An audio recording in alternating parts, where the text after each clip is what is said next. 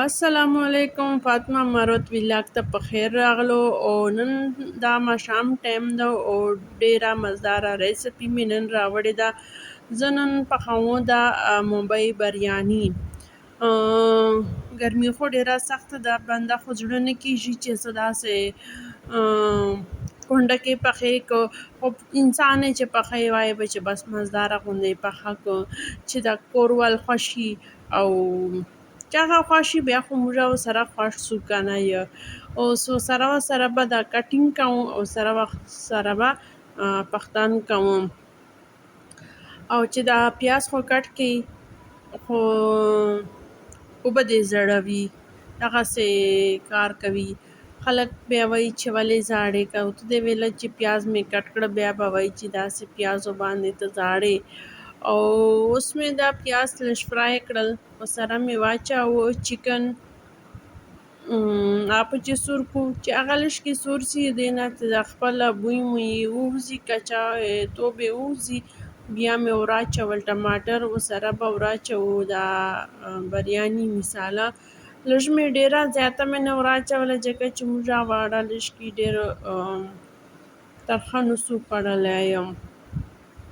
او بریاني سره به بس صرف د زیرې والا رایته جوړه کړو. بل سایډ ته مې ورسره چې شلې اوبه وریجو ایښولو دپاره دا به بس پخیږي، ورسره یوه سایډ ته او دې سایډ ته به ورسره جوړه کړو رایته مزداره غوندې. چې او دا مستې وګوره، دا مستې کور چې مې جوړې دي، کله شودې ټینګي یا روغې بیا خو مستې روغې جوړیږي. هغه یو محاوره ده اردو چې ورته وایي چې بیا به پی پی سي او اوبه به سي، چې کله پی نری وي که نه مستې جوړې کړي بیا اوبه ګوشې سي یا مستې ګوشې شورېږي.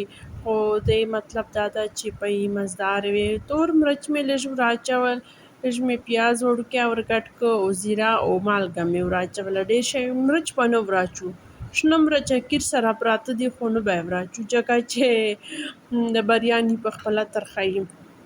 او دا خو مې غرمې پکوړې پخې کړې وې. دې چې ما دغسې چاڼې شی دا خو ما ول یو کاوې چانک و شیشې ول هغه مات څه هغې چې دا و بیا خو هغه څه مات او دا مې واخیسته دغه جار ته مې وراچاوه. ما ویله جا چانک نه خو مې ډېره فایده نه واخیسته، خو دې نه بیا وکړله. اوس کچن ته مې وګوره، داسې صفا سوتره کچن مې و چې زه رانه داسې 5 منټو چې مې ته ولاړو چیرن مې که خراب مې که هر شی مې ته دالې دالې هغه کړل. اوس به تاسو ګورو چې زه داسې هغه جادو چړی راواخلم چې داسې په تېره که ګوره هر شی خپل وجیو ته خپله خپله جي. او دغه بس چو پکوړې پاته دي. او لوشي خو داسې ما سره دښمني اخیستې ده، ته به وایې چې زړه دښمني زړه چېرته پرته ده او چې باسي داسې جمع کېږي. او کچن خو داسې ګن څه تا به وایې چیرې واده چې تېر سلی که نه ګن سي. یوه کونډه په پخوې او کچن داسې ګن سي او په صفا کولو به 2 ګنټې تېروې، دومره ټایم لګي. خو چې کله کچن زه صفا کړ بیا زه کړاچو ته وایم چې اوس په څه شی نه کوو نور څه شی اوس ما غواړو. بیا ما ویل کچن ګن کېږي بیا زه ډېر په تکلیف صفا کوم. بیا کړاچي مې وایي چې خو ګن کوې خپله که نه یې که صفا کوې مل ګن کوم نو چې خو یې زه ډېره تکړه یم، خو دا صفا کول یې ډېر ګران دي چې په صفا کولو یې لګیا سې د زاړه یادونه به تازه سي واړه. ولې چې سوچو چې به چې تله یې صفا کوې صفا کوې. چلو دې طرف ته خو مساله بریاني والا جوړه سله. د چرګې غوښه مې شروغه پخه کړه. اوس پتره دا خو بند ځکه چې یو سایډ ته لا وریجې چې دي هغه نه دي جوړې. اوبه خو ډېرې وایېښېدلې، سپین جګ پر ووته، خو خیر هغه ما لږ چمچې باندې ونه درې کړم. اوس مې وریجې واچولې داسې لس کم 100 پوینټه به یې پخوو، پرسنټیجه به یې پخوو پوینټه نه. چې اوس وګوره دغسې زه تکړه ښځه یم داسې کارونه کوم. داسې لس برخې پاته ده نور پخې دي خو د لس برخې چې ده دا به دم چې انشاءالله پخه سي. یو لهر مې ورکو د وریجو ول، بل لهر به په ورکو دغه واله مسالې ول چې مزداره غوندې جوړه سي، او بیا به موږ وریجې په واچو.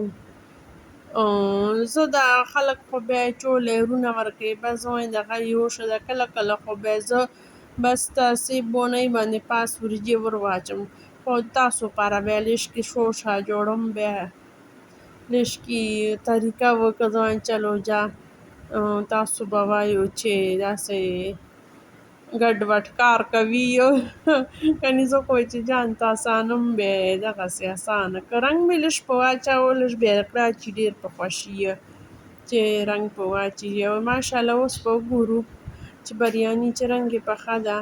هسې خو چې بریاني روغه پخوي بیا واړه کورول خوښ شي، چې روغه نه وي پخه بیا خو وایي چې مخکې واله خو ډېره مزداره وه، دی وتې واله ډېره مزداره ده. خو ښه ده محنت خو مې چې رنګ راوړی، کار وسو